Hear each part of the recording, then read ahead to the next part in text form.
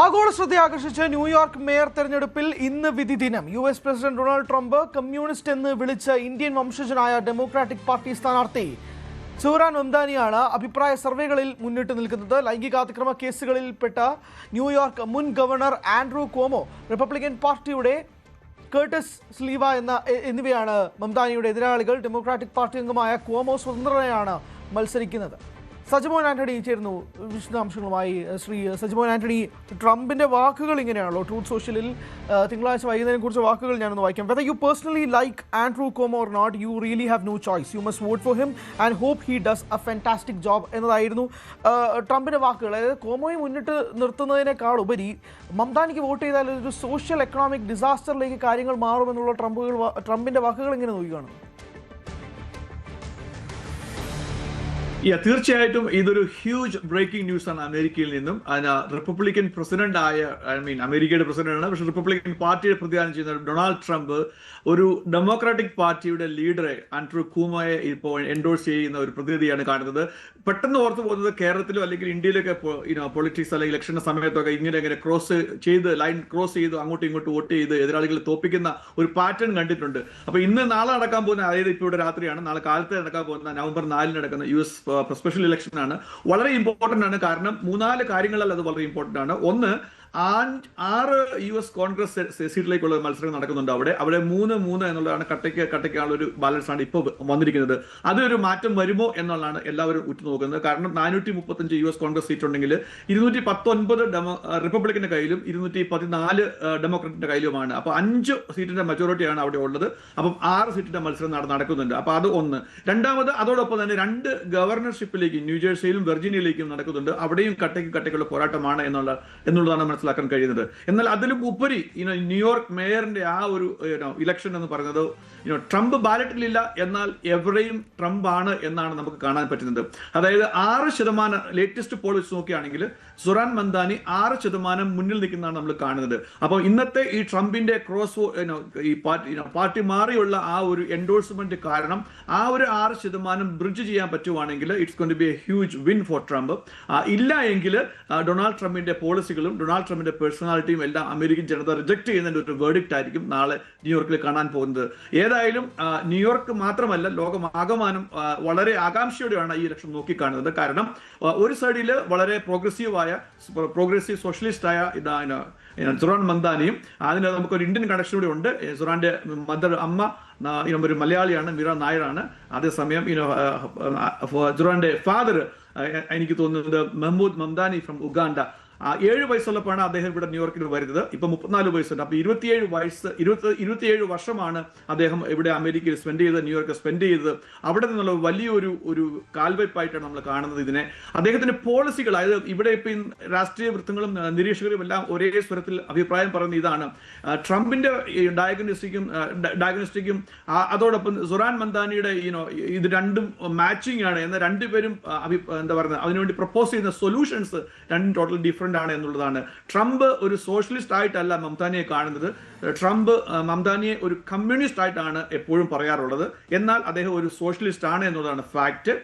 എന്നാൽ ഈ ഒരു അപ്പൊ അതുകൊണ്ട് തന്നെ വളരെയധികം പേഴ്സണൽ ലെവലിലൂടെ ഈ ഒരു കോമ്പറ്റീഷൻ പോകുന്നുണ്ട് എന്നാണ് കാണാൻ സാധിക്കുന്നത്.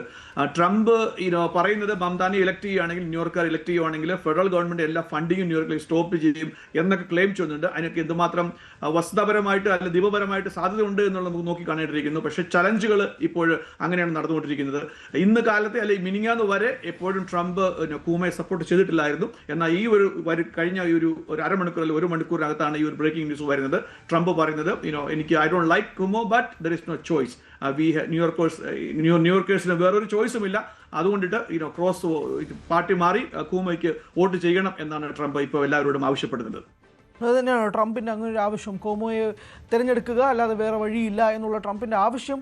അതെങ്ങനെയായിരിക്കാം ജനത മുന്നോട്ട് നോക്കുക എന്നുള്ള ഒരു വലിയ ചോദ്യം കൂടി ഉണ്ടല്ലോ. പ്രത്യേകിച്ച് ഈ പാർട്ടി മാറിയുള്ള ട്രംപിൻ്റെ ഈ ഒരു പ്രഖ്യാപനവും കൂടി വരുന്നതോടുകൂടി അതെങ്ങനെ ജനങ്ങൾ വിലയിരുത്തുമെന്നാണ് കണക്കാക്കുന്നത്. പ്രത്യേകിച്ച് മംദാനി മുന്നിട്ട് നിൽക്കുന്നു എന്നുള്ളതാണ് സർവേ ഫലങ്ങളെല്ലാവരും നമ്മൾ ഉറ്റുനോക്കുന്നത്. ക്വോമോയ്ക്ക് വേണ്ടിയിട്ട് ട്രംപ് തന്നെ രംഗത്തെത്തുമ്പോൾ എത്ര ശതമാനം വോട്ടുകൾ പിടിച്ചു കഴിഞ്ഞാൽ ട്രംപിൻ്റെ ഈ ഒരു വാക്കുകൾക്ക് വിലയുണ്ടാകുന്നു അല്ലെങ്കിൽ വില കൽപ്പിക്കുന്നുണ്ടെന്ന് വേണം കണക്കാക്കാൻ?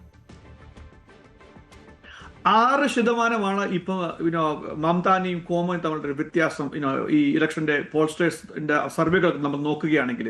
അപ്പോൾ ട്രംപിന്റെ ഇന്നത്തെ ഈ ഒരു മലക്കം മറിച്ചിൽ ഈ 6% ബ്രിഡ്ജ് ചെയ്യാൻ പറ്റുവാണെങ്കിൽ മാത്രമേ മംതാനി തോൽപ്പിക്കാൻ പറ്റത്തുള്ളൂ. എന്നാൽ മംതാനി തുടക്കം മുതലേ പറയുന്ന ഒരു കാര്യമുണ്ട്, ട്രംപിന്റെ ഒരു കാൻഡിഡേറ്റ് ആണ് കൂമ, അവർ പരസ്പരം ഇത് അങ്ങനെയാണ്, പക്ഷെ അവർ എന്താ പറയുക, രണ്ടുപേരും പബ്ലിക്കലി എൻഡോഴ്സ് ചെയ്യാത്ത കാര്യമേ ഉള്ളൂ, പബ്ലിക്കലി എൻഡോഴ്സ് ചെയ്തിട്ടില്ല മാത്രമേ ഉള്ളൂ. എന്നാൽ ട്രംപിന്റെ കാൻഡിഡേറ്റ് ആണ് കൂമ എന്നുള്ള രീതിയിലാണ് മംതാനിയുടെ ക്യാമ്പയിന്റെ കഴിഞ്ഞ ഏതാനും ആഴ്ചകളായിട്ട് എംഫോസിസ് ചെയ്തുകൊണ്ടിരിക്കുന്നത്. ഇപ്പോൾ ഞാൻ ഒരു ഫ്യൂ മിനിറ്റ്സിന് മുമ്പ് അദ്ദേഹത്തിന്റെ ഒരു ന്യൂസ് കോൺഫറൻസ് ശ്രദ്ധിക്കുകയുണ്ടായി. അദ്ദേഹം പറയുന്നത് അതിനെ ആ ഒരു പോയിന്റിനെ അടിവരയിട്ട് ആണ് ഒന്നുകൂടെ പറഞ്ഞത്. ഞാൻ നിങ്ങളോട് നേരത്തെ പറഞ്ഞല്ലോ, ആഴ്ചകളായിട്ട് പറയുന്നുണ്ടല്ലോ, മാസങ്ങളായിട്ട് പറഞ്ഞല്ലോ, ട്രംപിന്റെ കാൻഡിഡേറ്റ് ആണ് കൂമോ.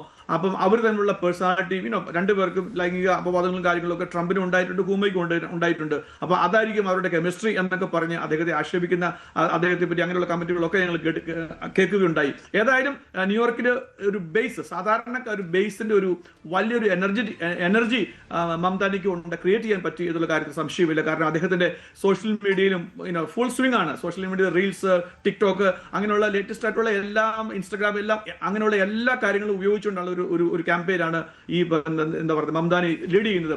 കാരണം പ്രൈമറിയുടെ സമയത്ത് തന്നെ ഈ ഒരു സബ്ജക്റ്റിൽ ഒരു ക്വസ്റ്റ്യൻസ് ഉണ്ടായിരുന്നു.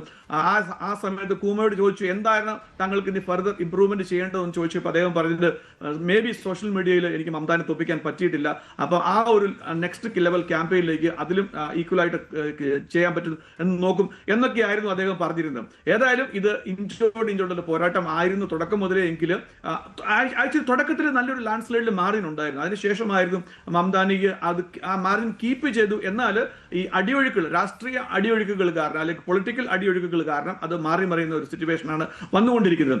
എന്തായാലും എനിക്ക് തോന്നുന്നത് ട്രംപിന്റെ ഒരു ആഹ്വാനം കേട്ടിട്ട് ഇപ്പം റിപ്പബ്ലിക്കൻസ് എല്ലാം അങ്ങ് മറിക്കുകയാണെങ്കിൽ ഏകദേശം 16% ലീഡാണ്, 16% വോട്ടിന്റെ പെർസെന്റേജ് ആണ് കർട്ടിസ് ലീ റിപ്പബ്ലിക്കൻ പാർട്ടിയുടെ ഒഫീഷ്യൽ കാൻഡിഡേറ്റ് ഇപ്പൊ ക്യാരി ചെയ്തത്.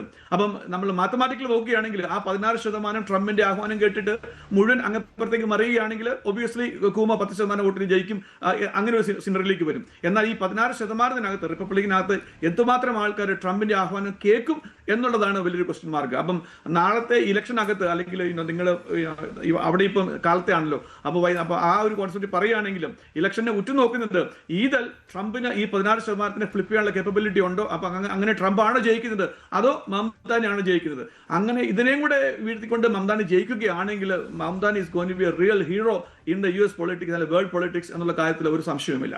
യെസ്, അത് തന്നെയാണ്. അതിലേക്ക് ഉറ്റുനോക്കുകയാണ്. ന്യൂയോർക്കിൽ ഇന്ന് വിധി ദിനമാണ്. സൂചിപ്പിച്ചതുപോലെ തന്നെ സജിമോൻ ആന്റണി പറഞ്ഞതുപോലെ തന്നെ ഈ 16% വോട്ട്, ട്രംപിന്റെ ഈ ആഹ്വാനം കേട്ട് റിപ്പബ്ലിക്കൻസിന്റെ 16% വോട്ട് ഫ്ലിപ്പ് ചെയ്യാൻ സാധിക്കുകയാണെങ്കിൽ മംതാനി മാറി കോമോ ജയിക്കാനുള്ള ഒരു സാധ്യത കാണുന്നുണ്ട്. പക്ഷെ അതൊരു വലിയ വെല്ലുവിളി തന്നെയാണ്, അതിനകത്ത് യാതൊരു തർക്കവുമില്ല. പക്ഷെ നിലവിൽ മുന്നിട്ട് നിൽക്കുന്നത് ഫലങ്ങളിലെല്ലാം തന്നെ നിൽക്കുന്നത് മംതാനി തന്നെയാണ്. അങ്ങനെയാണെങ്കിൽ പ്രത്യേകിച്ച് ഇപ്പോൾ സൂചിപ്പിച്ചതുപോലെ തന്നെ സോഷ്യൽ മീഡിയയിൽ ഉൾപ്പെടെ മംതാനി തരംഗമാണ് സംഭവിച്ചുകൊണ്ടിരിക്കുന്നത്. ആ ഒരു മംതാനി തരംഗം വോട്ടായി മാറുമോ, അല്ലെങ്കിൽ എന്തായിരിക്കും ആ വിധി എന്നുള്ളത് ഇന്ന് അറിയാം. സജിമോൻ ആന്റണിയാണ് വിശദാംശങ്ങൾ നൽകിയത്.